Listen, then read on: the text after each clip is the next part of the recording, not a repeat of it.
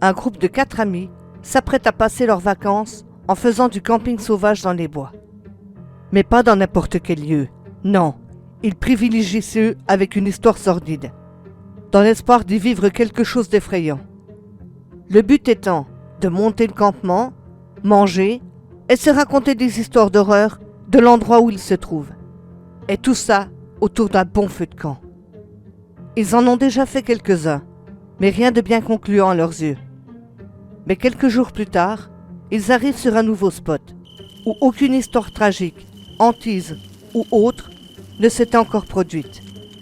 Déçus de l'endroit, ils décident quand même de s'y arrêter. Une fois le repas terminé, la soirée débute comme à son habitude, en se racontant des anecdotes effrayantes, histoire de se faire peur. Le thème de la soirée est basé sur un tueur fou, vu qu'aucune thèse avait été relatée pour cet endroit. Mais à un moment donné, le groupe entend un bruit non loin du camp.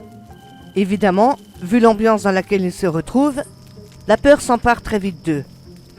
Puis un homme les aborde, se présentant comme le nouveau garde-chasse. Il a l'air plutôt sympa. Très vite, la pression redescend. Évidemment, les jeunes lui demandent si vraiment il n'y avait pas de fait connu sur cette forêt.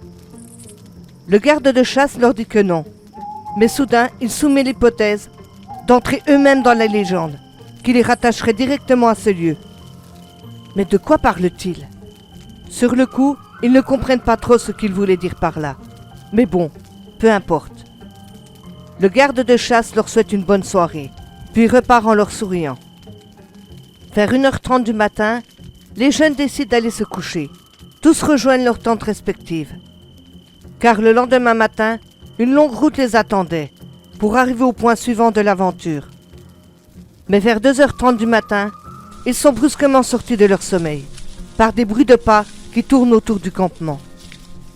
Au début, ils pensent tous à un animal. Après tout, ils sont en pleine forêt, et celle-ci vit, surtout la nuit. C'est à ce moment-là que les animaux sortent chasser. Puis tout à coup, plus un bruit. Ils prennent un air amusé, puis se rendorment rapidement.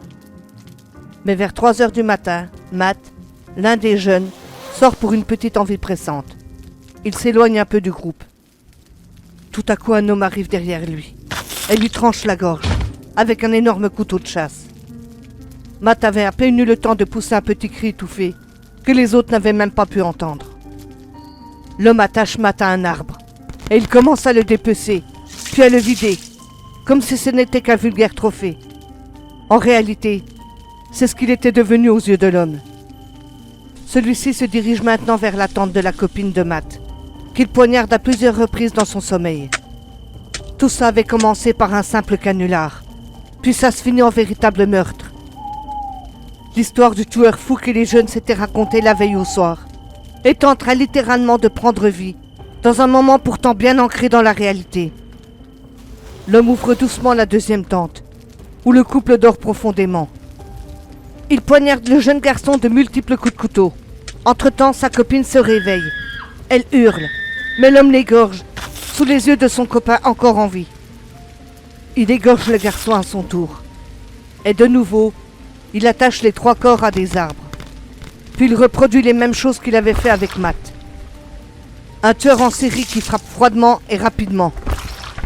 Quand tout fut terminé, l'homme dit d'une voix calme, mais plus que déterminée. C'est de ça dont je parlais, en disant d'entrer dans la légende. Peu de temps après, les corps furent retrouvés. Et c'est ainsi que cet endroit avait vu naître lui aussi sa propre histoire morbide, sa propre légende.